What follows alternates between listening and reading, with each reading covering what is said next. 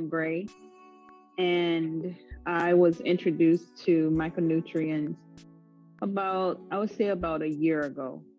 And my husband and I, we decided to take a look at it and do some research on it prior to even taking the pills.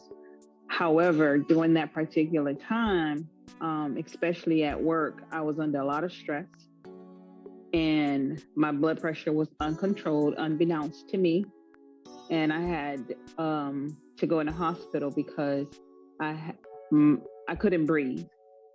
I knew prior to why I couldn't breathe because basically I was in the hospital in 2017 with the same condition, but it was a little worse in 2000. No, it actually got worse in last year, last March, when I was in a hospital.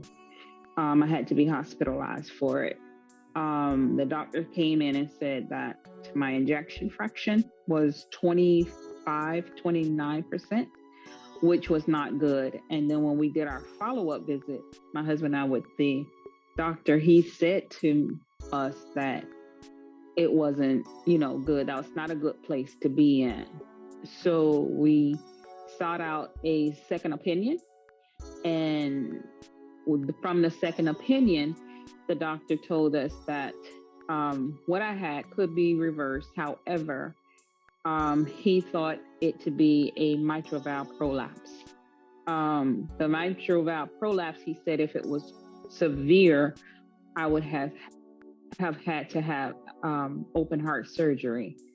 But if it was not severe, then medications would control it. Being introduced to micronutrients, we decided that we would try that along with the regimen that I was on. And I would say a month later, because I had to go to the doctor every month at this point. A month later, when he did the ultrasound on my heart, he said that, no, I'm sorry. He did the CTA, which is a CAT scan of the heart, so he can get a really good look at what was going on with my heart. He said that the heart looked like it had started to repair itself and that I did not need surgery. So that was the first good news. The second good news came the following month, when he said that now my heart looks like it was into full repair, whereas the first doctor said that the injection fraction would never repair itself, it would never reverse, it would only get worse, and I would have to only control it.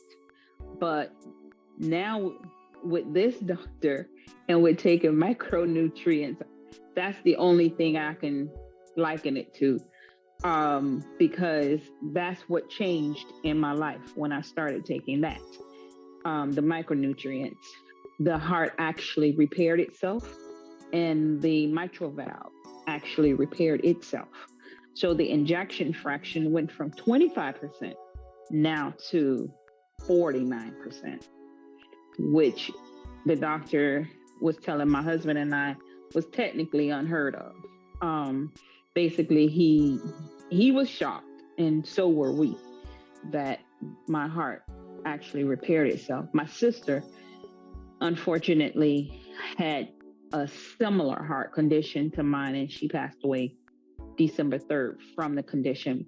And this was after I had told her about taking the micronutrients, but she didn't take it. And I did. And I'm still here to tell the story. So I'm extremely happy about that. So someone introduced you to micronutrients, specifically Micro Daily. And how much of it were you taking, or are you taking now? When I was diagnosed at the time, I was taking 6 a day. 6 capsules? I was taking 6 capsules a day. So I would take 2 in the morning, 2 for lunch, and 2 at night, or 2 with my dinner. Now I'm taking 4 a day. So I take 2 in the morning and I take 2 before I go to bed.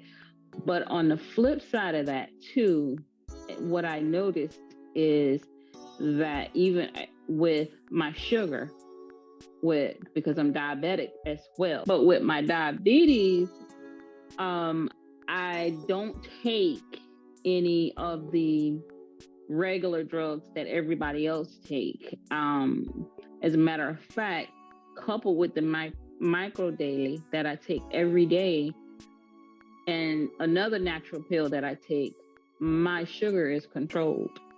Looking at, whereas when I was taking, believe it or not, the Farxiga and the Jumevia and all those pills and the glipizide that the doctors had me on, my sugar was 220 every morning.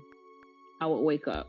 Now my sugars when I wake up is 87, 100.